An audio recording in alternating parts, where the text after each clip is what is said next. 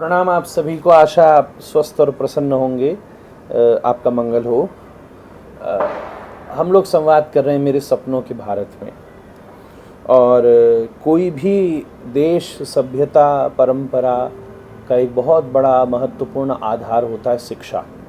तो मेरे सपनों के भारत में सबसे बड़ी फाउंडेशन है शिक्षा की। मैं एक बिल्कुल स्पष्ट बात कहूँ कि शिक्षा में बहुत प्रोमिनेंसी चाहिए इस समय संस्कृत की। आप पूछेंगे तो आप विचित्र बात कर रहे हैं। मैं विचित्र बात बिल्कुल नहीं कर रहा। चूँकि एक बड़ा भारी दुर्भाग्य हो गया कि हमने संस्कृत को धार्मिक भाषा समझ लिया। संस्कृत एक ऐसी अद्भुत भाषा, मैं कहूँगा लैंग्वेज है कि जिसमें केवल उसे लैंग्वेज तक सीमित नहीं रखा जा सकता। वो एक मनोवैज्ञानिक प्रभाव डालती है, वो एक थेरेपी भी है।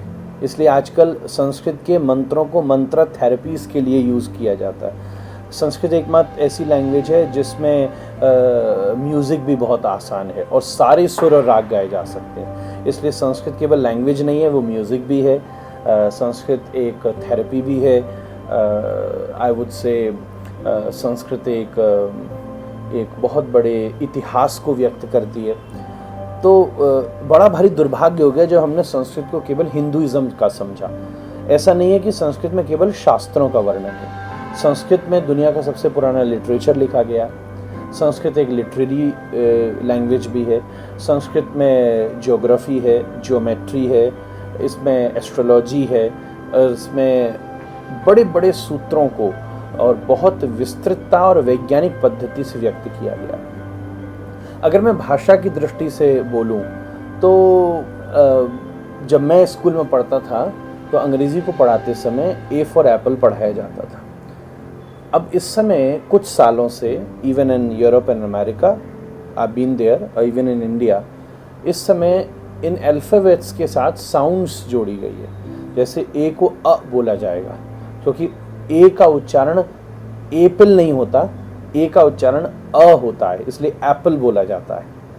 तो बी को हम बॉय बोलते थे बचपन से, पर अंग्रेज़ी में बी को अब ब बोला जाता है क्योंकि बी से बियॉय नहीं होता, बी लिखा जाता है और बोला ब जाता है। इसलिए इन साउंड्स को सिखाया जा रहा है। और आपको जानकर आश्चर्य होगा कि आज हज़ारों साल पहले संस्कृत में साउंड्स ही पढ़ाई जाती थी। कौन सा अक्षर मुख के किस स्थान से प्रकट होगा। जब जीभ दांत के पीछे छुपेगी तो कौन सा अक्षर निकलेगा, जब जीभ होठ को छुएगी तो कौन सा अक्षर निकलेगा। लघु सिद्धांत कौमुदी पढ़िए, उसमें इन सब का बड़ा विस्तृत प्रयोग हुआ है। अ अक्षर कैसे प्रकट होगा, किसमें ए दौतो कंठ तालु, कहाँ से हम कंठ और तालु का प्रयोग करेंगे।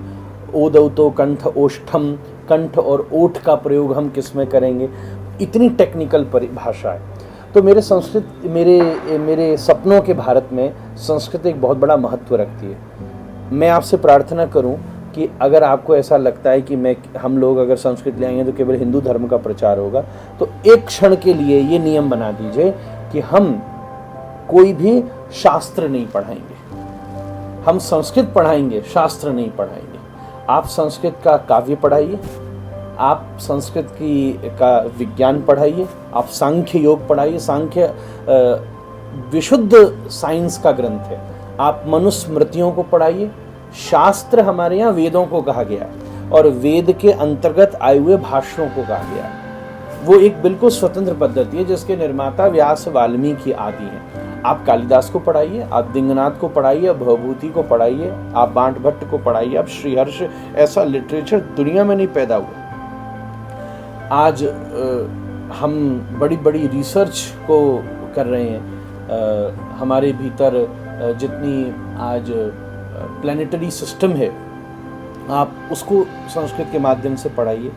तो मुझे ऐसा लगता है कि एजुकेशन का लेवल जो अभी इतनी डेवलपमेंट के बाद भी जहाँ पहुँचा है, अगर आप संस्कृत की दृष्टि से देखेंगे तो अभी भी स्टिल बैकवर्ड है। संस्कृत वर्तमान समय से भी बहुत ज़्यादा एडवांस्ड है, मेरा पूरा ऐसा विश्वास है। पर इसका मतलब ये नहीं कि मैं अंग्रेज़ी न पढ़ाएं। मैं ये कह रहा हूँ कि फाउंडेशन किसकी रखी जानी है। आप अगर संस्कृत के आधार पर या उसके मूल विषय को अंग्रेजी में ट्रांसलेट करके भी आप पढ़ाएंगे तो आई बिलीव कि आपका स्टूडेंट बहुत ज़्यादा प्रोग्रेसिव हो सकता है, बहुत ज़्यादा विकसित हो सकता है। उसमें जितने नाटक लिखे गए, उत्तर रामचरितम जैसा नाटक कहाँ मिलेगा, बड़े बड़े शेक्सपियर भी उसके सामने फेल हो जाएंगे। मैं आपसे निवेदन करूं, गणित को अंग्रेजी संस्कृत में जैसा समझाया गया है वो अद्भुत है। मैं कोशिश करूंगा कि ये जब वीडियो डले तो इसके साथ वो पोस्टर भी शेयर किया जाए कि संस्कृत की गणित में 1 खरब अरब उससे भी आगे तक की मुद्रा, मतलब अंग्रेजी में तो केवल मिलियंस और बिलियंस तक जाया जाता है, उसके बाद आई बिलीव ट्रिलियन होता है, पर इस समय बिलियनियर्स ही हैं, ट्रिलियनियर्स आई डोंट नो कौन है, और ट्रिलियन के बाद पता नहीं क्या आता होगा।